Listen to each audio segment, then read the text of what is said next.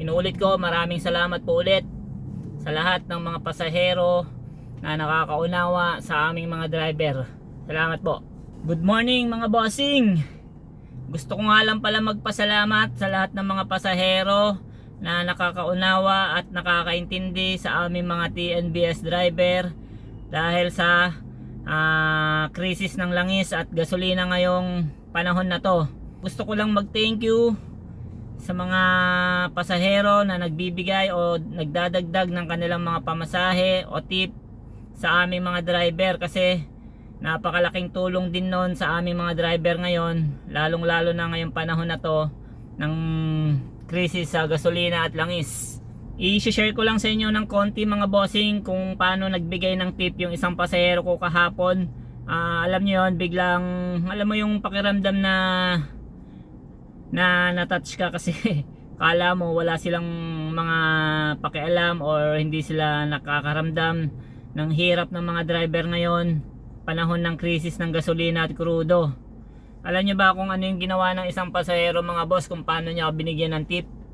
Yung tip niya mga boss, inilagay niya doon sa may gilid ng pintuan natin na merong mga lagayan doon ng bote or ng mga drinks or ng mga pagkain. Doon niya inilagay mga boss yung kanyang tip sa akin. Bigla na lang nung pagdating niya sa drop off, nagpasalamat siya, nag-thank you siya, tapos bumaba. Ugali ko naman mga boss na after na bumaba yung pasahero, pagka wala namang sumunod na booking, nililinis ko nga yung loob ng sasakyan, binabacuum ko. At nung lininis ko nga mga boss, pagtingin ko dun sa may gilid ng pintuan, yung mga lagayan ng mga drinks or ng pagkain, meron dun nakalagay na pera. Nagulat ako kung bakit may pera dun.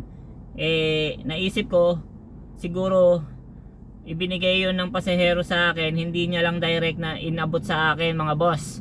Doon niya na lang inilagay yung kanyang tip sa akin.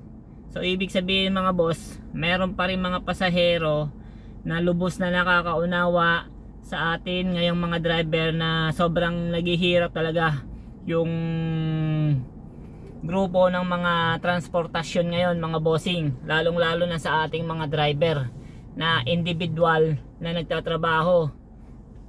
Kaya nagpapasalamat ako mga boss sa lahat ng mga pasahero na nakakaunawa sa aming mga driver, lalo na ngayong panahon ng krisis ng gasolina at krudo.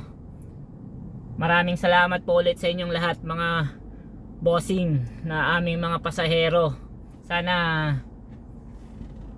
hindi kayo magsawang tangkilikin ang aming serbisyo at patuloy nyo sanang tangkilikin ang mga ganitong uri ng transportasyon na ride hailing app, kung ano man yung mga TNC na yan na inyong mga gusto na sakyan.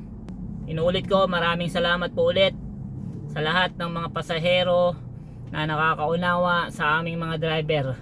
Salamat po.